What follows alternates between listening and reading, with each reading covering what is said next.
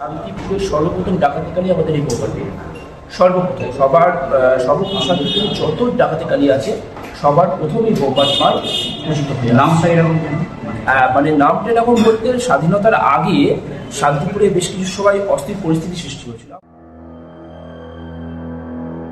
শোনা যায় তারকেশ্বর জঙ্গলে এক সময় ছিল এক ভয়ঙ্কর রূপের মা কালী, ডাকাতদের রক্ষা করতে। ভয়ঙ্কর তপস্যার প্রতীক ছিল সেই ডাকাত কালী। শান্তিপুরের দুই বাসিন্দা বিষ্ণু ভট্টাচার্য ও পবিত্র চ্যাটার্জি দুজনে গিয়েছিলেন সেই মূর্তি দেখতে। সঙ্গে ছিলেন শিল্পী ভজা পাল। আর সেই দর্শন থেকেই জন্ম নিল শান্তিপুরের ইতিহাসে প্রথম ডাকাত কালী, যার নাম আজও উচ্চারিত হয় শ্রদ্ধা ও ভয়ে, বোম্বেট কালী। এই মূর্তিতে মায়ের বাঁ পা শিবের বুকে, যাই স্থানীয়রা বলেন বামা কালী। কিন্তু মনে রাখবেন, যারা এই পুজো শুরু করেছিলেন তারা ডাকাত ছিলেন না।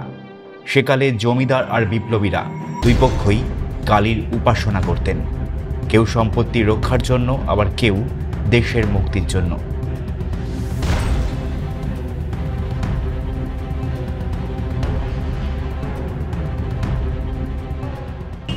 এই পুজোর যে ইতিহাস যা বলে কত বছরের প্রাচীন, স্বাধীনতার আগে স্থাপন হয়।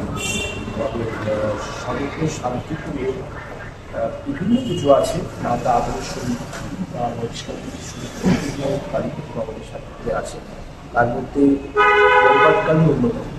বোম্বাট কালী বা আপনারা নিশ্চয়ই জানেন, বোম্বাট কালী বা পাড়া বা মহল্লা সমগ্র শান্তিপুর থানা এলাকায় ছোট্ট পাড়া আছে, ছোট্ট পড়া এই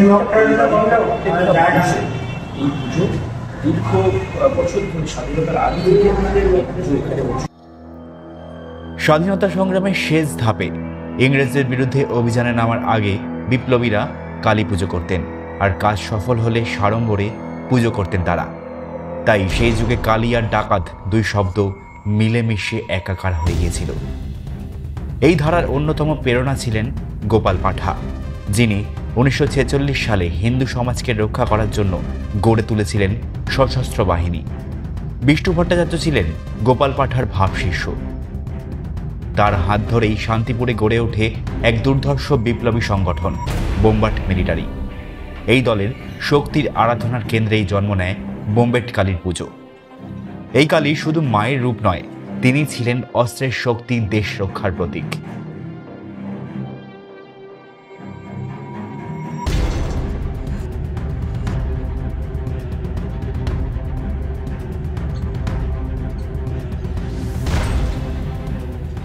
নামটা এরকম মানে নামটা এরকম বলতে স্বাধীনতার আগে শান্তিপুরে বেশ কিছু সময় অস্থির পরিস্থিতি সৃষ্টি হয়েছিল। আমরাও ইতিহাসের পাতায় পড়েছি।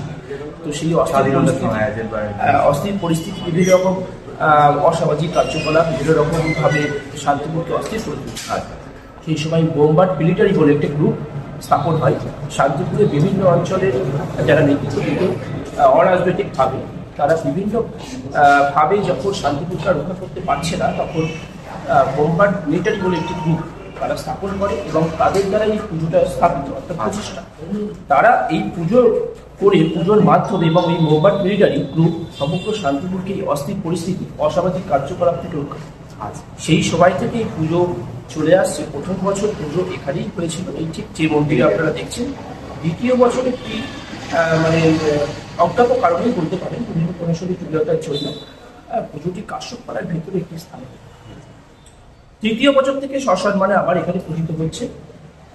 মশাল একটা সময় প্রচুর বেরোতো, এখনো আমাদের সেই রিচুয়াল আছে। আপনারা নিরঞ্জনের দিন আসলে দেখতে পাবেন যে মশাল কি পরিমাণে বেরোচ্ছে। আমরা আইনকে মান্যতা দিয়ে মশালের যে সিস্টেমটা আছে আমাদের এখনো চালু আছে।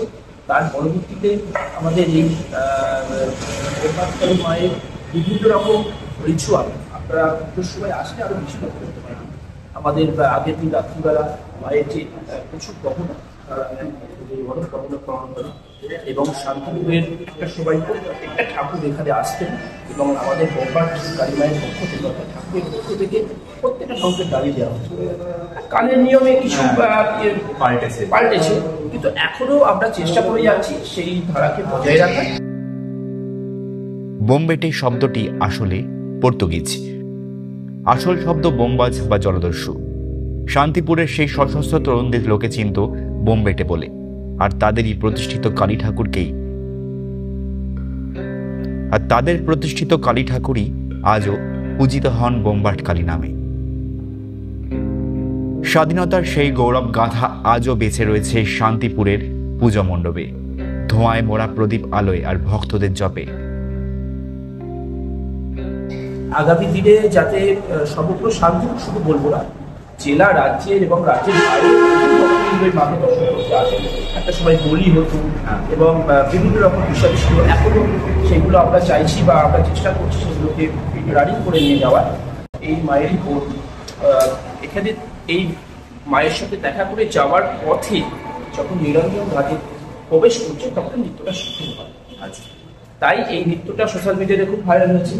কিন্তু শান্তিপুরে ইতিহাস ঘাটলে জানলে দেখা যাবে যে অবশ্যই প্রত্যেকটা দেবদেবী এবং প্রত্যেকটা কালীমাই আমাদের শান্তিপুর উল্লেখযোগ্য। শান্তিপুর কালীক্ষেত্র, শাক্ত এবং বৈষ্ণবের এই মহা মিলন ক্ষেত্র শান্তিপুর। এই কালী পুজো যেই সমাপ্ত হবে শান্তিপুর ঐতিহ্যবাহী রাস আপনি দেখতে পাবেন শান্তিপুর সাজা হয়েছে। তাই আপনাদের মাধ্যমে আমরা বোমবাট কালী পূজা পরিষদের পক্ষ থেকে প্রত্যেকটি শান্তিপুরবাসীর পক্ষ থেকে, যেহেতু সমগ্র শান্তিপুরের এই পুজো, শান্তিপুরবাসীর পক্ষ থেকে সমগ্র দেশবাসী, রাজ্যবাসীকে আমরা আমন্ত্রণ জানাচ্ছি, আপনারা আসুন, এই পুজোকে দর্শন করুন, ভক্তি বলে মাকে ডাকুন। আগামী দিনে আপনাদের জীবন আরো সুন্দর সাফল্যময়। আমাদের এই ভিডিওটি ভালো লাগলে অবশ্যই সাবস্ক্রাইব করবেন আমাদের চ্যানেল ধর্মচক্র অফিসিয়াল। আর যদি মনে হয় এই ইতিহাস আরও জানা দরকার, তবে শেয়ার করুন আর বলুন আপনার এলাকায় কোন কালী পুজোর পেছনে আছে এরকম রহস্যের কাহিনী। কমেন্ট করে জানিয়ে দিন আপনার মন্তব্য। আপনাদের দীপাবলি ভালো কাটুক। দেখা হচ্ছে আগামী ভিডিওতে।